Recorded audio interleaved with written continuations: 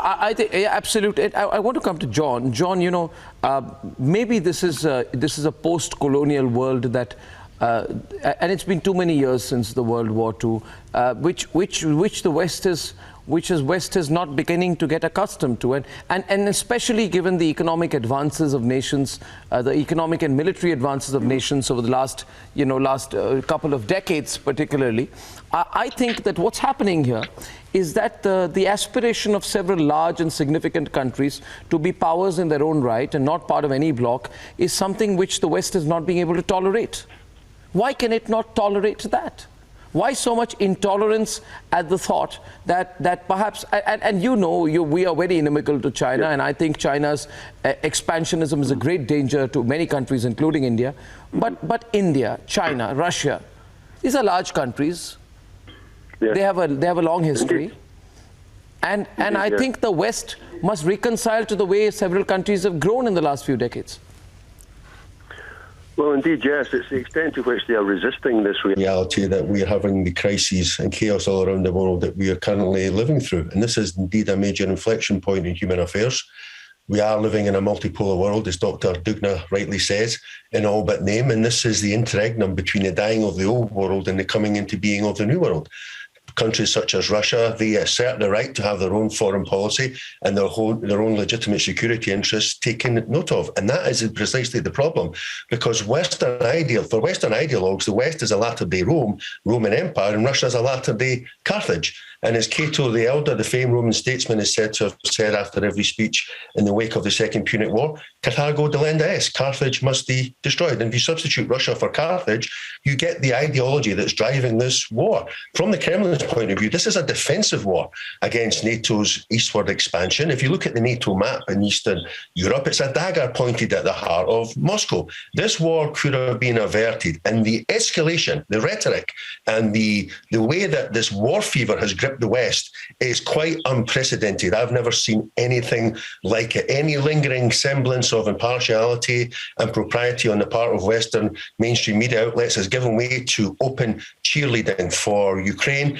and using Ukraine as a cat's paw, using Ukraine as a proxy to the detriment of the country and to the prolonged suffering of its people. It really is revelatory how this has played out. And we are seeing, as I say, a major inflection point. India, Iran, Russia, China. And, you know, they're trying to say that the Russians are losing this war. Well, let's look at what's happened on a wider level. Iran has received payment of the £400 million debt owed by the British since the 1970s. Russia has established the ruble as an international reserve currency. It's growing closer and drawing deeper ties with China.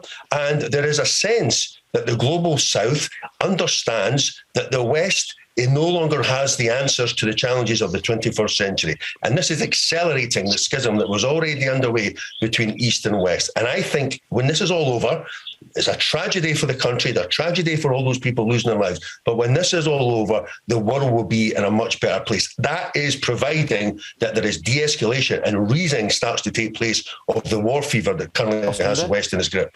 Indeed, yes. If you look at world history, the prolonged periods of peace and stability have come when there's been a balance of power.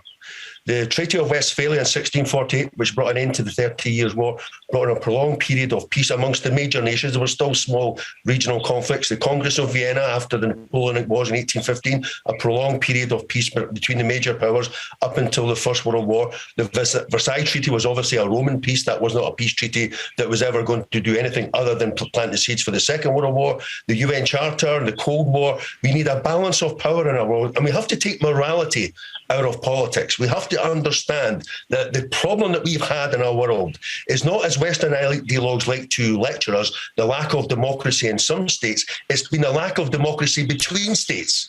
And the Western bloc, since the demise of the Soviet Union, has arrogated more and more rights and power to itself, to the point where national sovereignty is not something that's enshrined in the UN Charter of 1945, but it's a gift of Washington to be given and to be taken away on its whim. This is a result of the lack of balance of power, and it's been a carnage since the demise of the Soviet Union, because after that event, the West looked upon the world as a vast banquet upon which it was entitled to feast, and by God has it feasted. We've just marked the NATO campaign against the former Yugoslavia, specifically Serbia, a 78-day bombing campaign between March and June 1999. Civilian targets targeted, bridges, railways, water processing plants, power plants, even the Chinese embassy. So we'll take no lectures from Western ideologues when it comes to what's going on in Ukraine today. Thank you very much.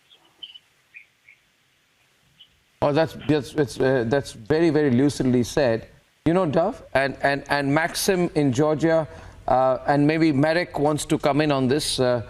Maxim, this is the reality. It is a multipolar world, and I think America is well over its heydays. And for countries like Georgia, I'm sure for countries like Ukraine, it is time to realize that just, you know, getting used by America is going to do them no good, because the New World Order cannot be denied anymore. I'm not talking about the morality of the Russian invasion. Don't get me wrong, Maxim. I believe that much of what Russia is doing is morally wrong.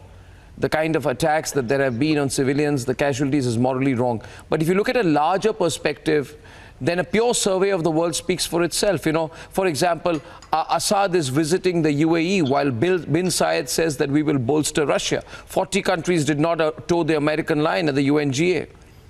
There is a serious bloc emerging between China and Russia, right?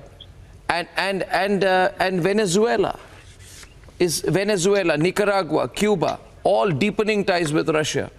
Oil exporting countries, OPEC is with Russia.